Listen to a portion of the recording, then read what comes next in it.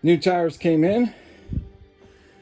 We gotta take the old ones off, put new ones on, so we run it.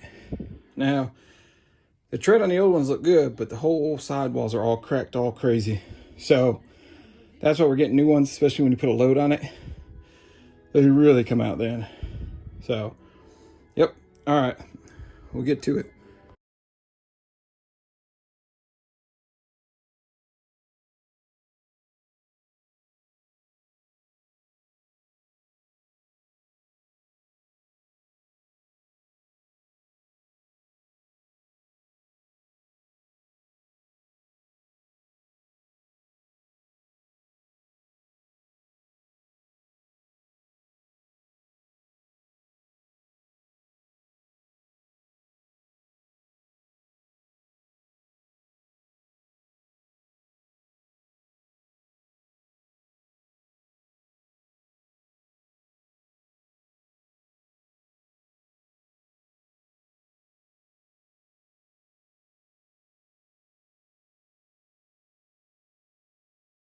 All right, so these are just the cheap not even Walmart, Amazon, Free Country D207 Pros. They're 225/75 R15s.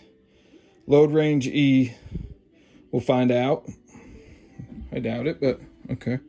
So the longest part, as you can see, is airing it up. So I like rigid stuff, but I needed a air pump one time. This was like 4 or 5 years ago while I was on the road with our camper. And I needed a pump that would go to 100 PSI. And believe it or not, at the time, this was the cheapest way to get it. And this one, it says it goes to 150 PSI. You're going to be there for a while on a trailer tire for sure, trying to get it there. But it does work. I mean, it just takes a long time.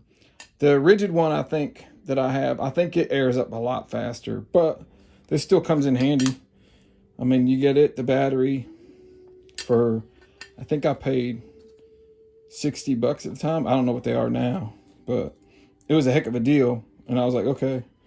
And then as you saw, I got more batteries because I ended up buying a leaf blower at one point, one of them little tiny leaf blowers that work good for cooling yourself off when we're at the racetracks and stuff like that. But we'll give this a try. This trailer spends more time sitting than anything else. It doesn't go on long road trips or anything like that.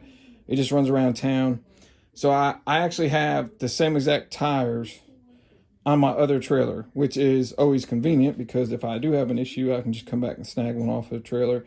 If I end up taking this trailer for a long trip, I could always switch out for the two tires off one of the other trailers and put on good tires for a long trip. But yeah, I really don't, see the point in spending $150, $200 a tire for a trailer that sits and the tires dry rotted last time again. So we'll see how they hold up. I think they'll be okay for what I paid for them. Like I said, I think it was $175 for the two, and that includes shipping and everything. The only downside is you got to put them on yourself, which, as you saw, they're really not that hard. Now, the tires that took off weren't great tires either. They're really old and dry rotted. I would hate to try to do that. Well, I would do it. I probably will when the next ones come in. But the Goodyear radials, they're probably a little tougher to get on. But I'll give them a shot next time. I do have an air compressor for filling these up that I could use. I just didn't feel like taking the time and setting it all up and running it. So instead, I just used a little battery one. Yeah, hope you enjoyed. Thanks for watching.